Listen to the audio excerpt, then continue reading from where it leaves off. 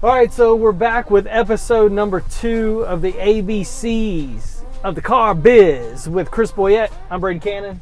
I know nothing about the car business except I buy cars. I don't buy cars. I never bought a car. I buy trucks. I'm a man. There it is. There it is. That if you do have a car and you're a man, you're still a man. Sorry about that. All right. So we're here riding in Wagoneer. What version Wagoneer is this? This is the Grand Wagoneer Series 3. This one's nice. Very, very nice. Nice. This is $20,000 for this one?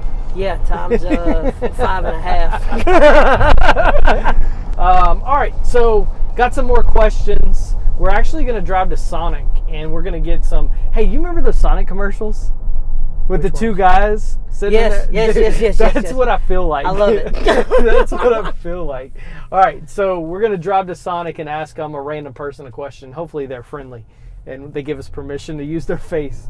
All right, so question number 1. Why do dealers do $29,995 All kinds of reasons. and not $30,000? All kinds of reasons. I know. I kind of know. And you can argue all kind of different points too. Right. That's the crazy part. Well, $29.95 obviously has a better jingle to it because it doesn't sound like it's 30 grand. Some dealers could argue. They'll tell you if a customer were to search for a specific price point, like go to Auto Trader and say, okay, I need a car from 20 to 30,000. Well, sometimes if they put it at 30,000, it's going to kick it out of that search bucket. Yeah. So they come down just a little bit to get in that search. Some people even say, there's people now saying that if you price it at 30,000, you could catch both search buckets. So if a customer says, hey, I want to be between 25 and 30 grand, and another customer says, I want to be between 30 and 35 grand, well, you could catch them both if you price it exactly at 30. And that's for the search engines or the... Correct. Like if you're on Auto Trader or even some websites, I think our website even has a thing where you could pick a price point of a car that you're looking for. Okay. And it would put it in both of those buckets, if that makes sense. Okay, you just said Auto Trader. This is a question that I'm just popping up. No, let's go. Okay, so if I'm looking for a car, I know BenoitMotors.com. Right. You can find. So how long do those cars stay on Auto Trader or on BenoitMotors.com? So if we were to sell a car this afternoon, okay, we input all the stuff and then we accept it. We mark that car is sold to customer XYZ. Yeah. Tonight at midnight, that feed will shoot to Auto Trader, Car Gurus, whoever, and that car will come off tonight. Do y'all post on Car Gurus? What do y'all post on? We use Car Gurus right now. Car Gurus. So nothing Car Gurus, True Car. We did Auto Trader for a little while. I don't want to get in trouble for this, but we just weren't successful with it. Okay, all right. So the best place to go is Benoit Motors. BuyBenoit.com. Okay, gotcha. BuyBenoit.com. All right, so yeah, I know why the $29.95. It sounds better. 29 sounds a lot better. It than does 30. sound a lot better, and a lot of people will argue, because a lot of people have gotten away from $29.95 because it's so sales catchy. Right. Is they'll do $29,327, just some random number, and a lot of dealers will say, "Oh, that's the absolute lowest we could go." Right. That's why it's such a weird number. What's your rock bottom? Yeah. We're there. All right. Well, all right, but hey. I'm saying we because I feel like I'm part of the team here. We got a good deal coming right now because tax day. Huge. So give me some of the 415s. So every price leader that I did this month ends in 415. Okay, wait. What's a price leader? So all the cars that we have out there, like the big discounts on a certain model or a certain group of cars. Yeah. For instance, all 23, because we need to get rid of the 23s, Explorers. Instead of doing 6,000 off, I did $6,415. And the thought was, tax day is April 15th. Yeah. I haven't told anybody this, but it's also my birthday. Oh, dude. But anyway, birthday. has nothing to do with the pricing. Hey, come buy a car on Chris's birthday, $415. That's right. That's how much your monthly payment would be. That's it. We'll figure it out. We'll figure it out. So I wanted to set all the prices. Wait, at do you tax order day. here or you order? Oh, you order there. Yeah, let's order at the window. Yeah, We'll catch gotcha. the lady at the window. Or you want to pull up and do it right here. That way it's more personal. Let's do that. Okay. Maybe get more people to talk to us. All right, so we got the 415s coming up. So the thought process was, everybody's got to pay taxes. If you're worried about 415, you're paying. You're not getting money back. Okay. Who has to pay? This guy. Yeah, this guy. So, if you were to, for instance, look at an F-150 right now and get 1.9%, okay, or a new Explorer and get 0%, or a new Ram and get 0%, well, instead of taking the big discount, the $10,000, the $5,000, or $6,415 in the Explorer, we'll cut you a check back and help you pay for your taxes. You can finance your taxes at 0%. Was my thoughts. Great. Yeah, so come before tax day. Or after tax day. All right, what are you getting? Unsweet tea with raspberry. Give me ocean water. What y'all don't know is he actually ordered a giant Reese's Sonic Blast too. No. On a diet. Don't let my wife see this. No. All right. People want to know what's the best way for people to come in and buy a car? Is it, hey, I want my monthly rate to be this? Is that the best way? How should people approach buying a car today? Well, with the low factory interest rates, but bank interest rates are still high. So what's the best way? If you are interest rate conscious right now, if you're a buyer that, hey, interest rate means everything to me, I just can't stomach paying 6-7% interest. You're spoiled because we've become spoiled over the past few years. That's for sure. I know I have. The only way it's going to happen is on something brand new that has an incentivized interest rate, whether it be the 0%, the 1.9, the 2.9. And it's funny that you asked that because I literally probably got 4 or 5 text messages today from different customers, friends, previous customers that have my cell phone number, and they'll ask, hey, what are the rates on expeditions this month? What are the they've been waiting on that really good rate.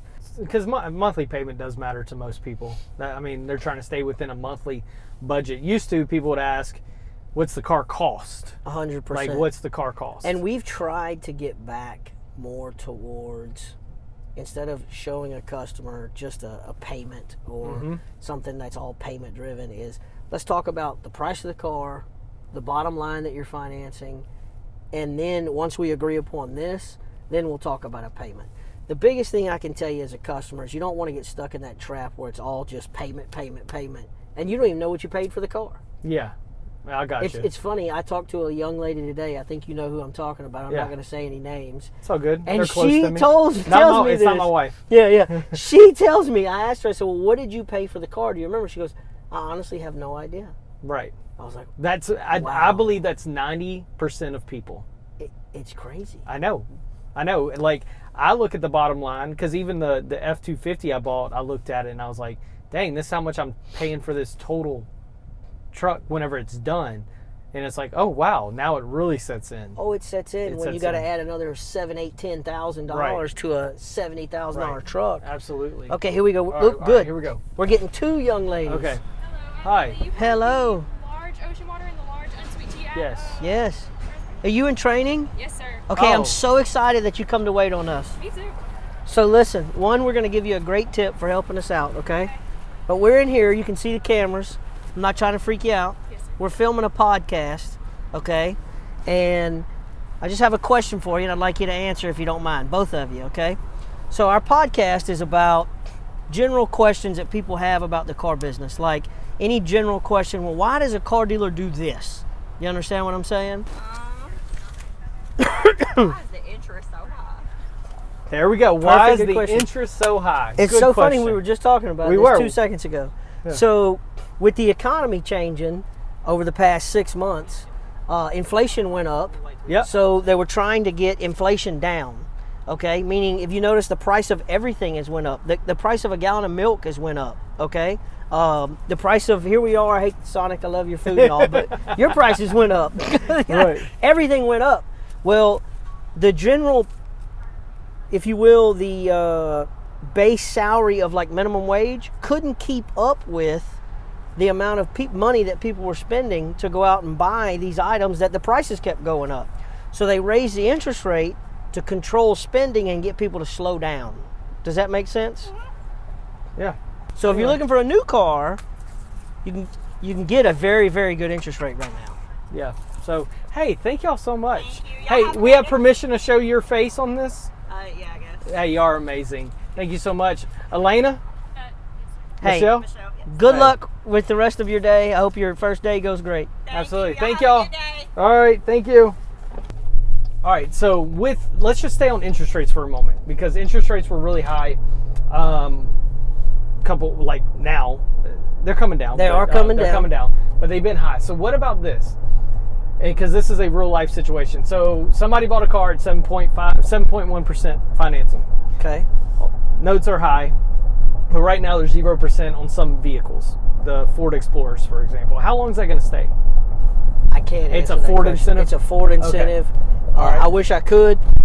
And we will never tell someone it's going away at the end of the Right, month, so you right. better hurry in. Yeah. It could, but Yeah. we don't know. It's going to be gone tomorrow. That's it. All right, so And if somebody, you leave, it's never coming back. so somebody bought it at 7.1, but now they're looking at that 0%. So you may be out. Is it smart right now to get back into 0% and maybe be upside down in the car? If you can make it make sense financially, you have to really dig into it and do the math. For instance, it's funny you say the 7%. I looked at a 7% loan today for a customer that purchased a car about a year ago. They bought a $30,000 car. At the time of the purchase, it was about $7,500 in interest over the whole term of the loan that they will pay if they keep the car. So you got to really dig into it. If you're going to buy another car, more expensive, Right. possibly put a little negative equity on there, you want to look at the total price you're paying. Right. But yes, 100% of what you pay obviously is going towards principal, and there's no interest wasted on, Right. And if you're going to keep the car keep if the you're car keeping longer, it because now you're starting off with factory warranty over Right. again. This particular customer had like 79,000 miles on their car, so they're just getting out of even powertrain warranty. So it put them in a really good spot where they don't have to pay interest anymore. Their payment barely increased, but they're going into a car with full factory warranty, as well as knowing that every dollar goes towards principal. Right. So I don't have a crystal ball to be able to answer exactly what we're going to be looking at in 2 or 3 years. But in theory, they will be in a better position 2 or 3 years from now with this car at 0% as opposed to 7.19 or whatever it was. Yeah, absolutely. All right. Dude, I think these are all great questions. I think it's what people need to know. Because it's hard to, if you don't know somebody in the car business, it's actually hard to ask some of these questions. It's so you can sad Google to get, it. so hard to get such a straight answer. Dude, and I bet if you Google it, you'll probably get 15 different answers and confuse you even worse. Good Lord. Hey, random question for you. We'll end on this one. Any new things coming out in the car business? Anything that is piquing your interest?